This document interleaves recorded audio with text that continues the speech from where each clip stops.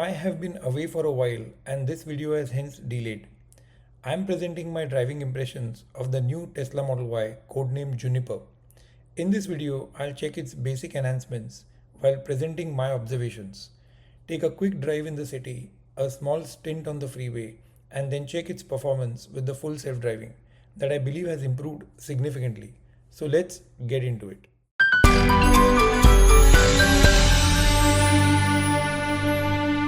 Getting onto the freeway, we match the highway speed, indicate for the turn and merge.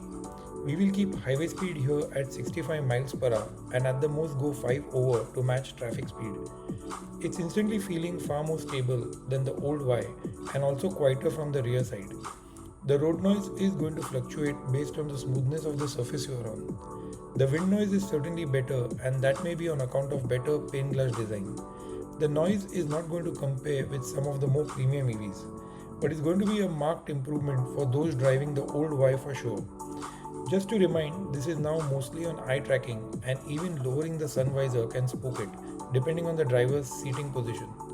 The quality of the ride is good. The sounds coming in through the bumps are indeed still not in line with the best in class, though I think this will nearly match the cars that compete with it, like the Ioniq 5, the ID4, the EX40 and the likes. The new Model Y has the stock returning for the turn signals, and that has shown Tesla listening to the overwhelming feedback. The controls on the steering were having a mixed feedback and were proving tricky to use with the steering turned. The stocks also seem to have been made much sleeker and elegant and appear to be shifting far more seamlessly.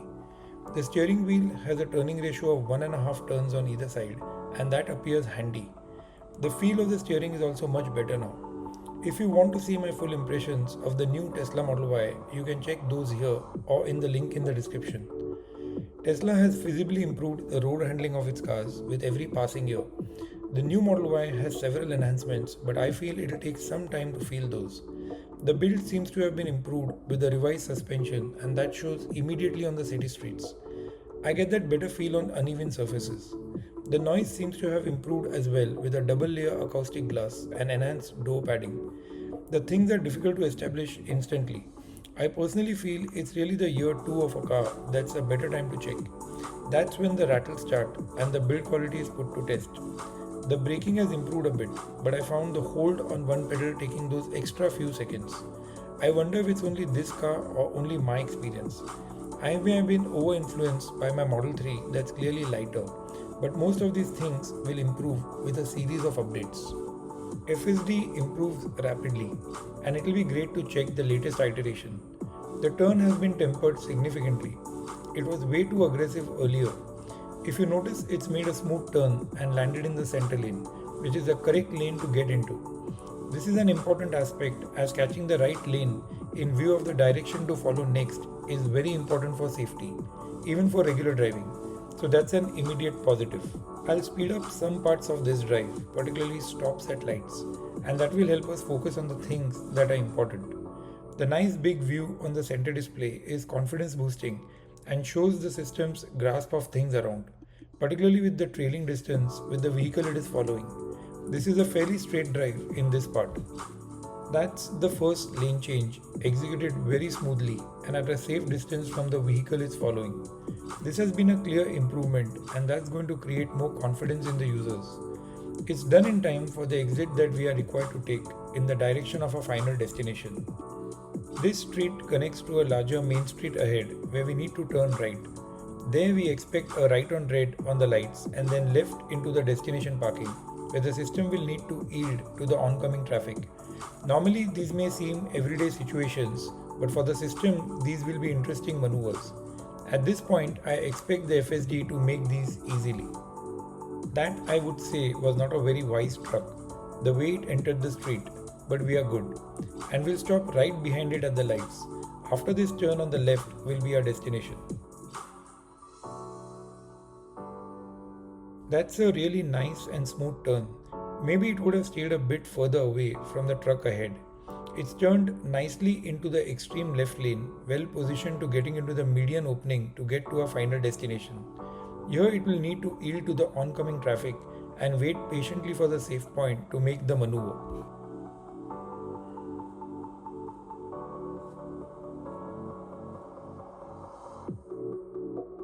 It's now going for it, and that looks very good. Heading towards the final destination. That's getting into this large parking lot, and our destination is on the left. So it will continue to drive inside of the lot. This outer area has a speed limit of 10 miles per hour by California law. For the inner area, it's 5. It looks very impressive, and I will now take over. This was the latest iteration of the Tesla full self-driving on the new Model Y.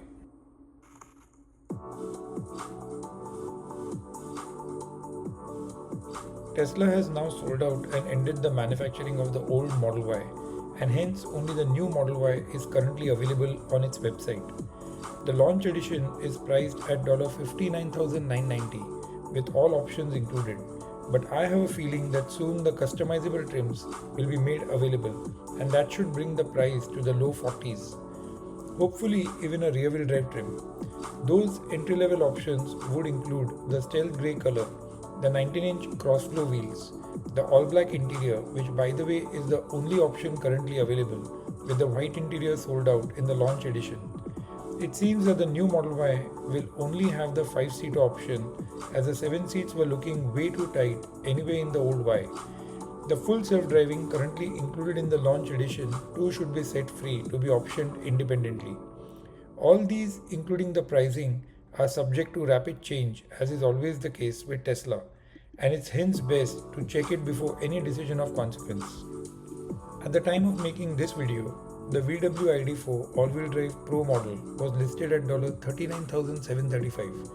The Honda Prologue EX, the dual motor trim, was listed at $47,400. The Volvo EX40, also referred by its old nomenclature as the XC40, was listed at $44,000 and change. All of these models will be subject to dealer markups and levies, and when seen in that light, the new Model Y is a no-brainer. With the charging network, the technology and the range. Sure, some of those cars will have a better ride, but on the electric side they are still catching up. The lease deals on some of them too would be unbeatable and very enticing currently, but as an overall package, the Model Y is unshakable, at least in the US.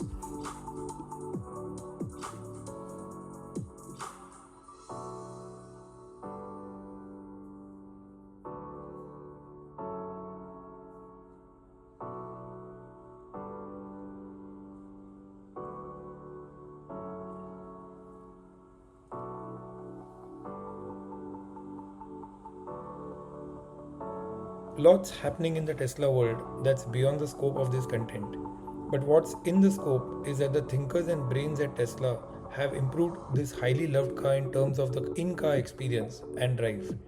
While they have disappointed me with the co-electric elements, the battery and the range are now trailing what was expected at this point, and particularly with this refresh, and most importantly with the kind of developments now being achieved in China.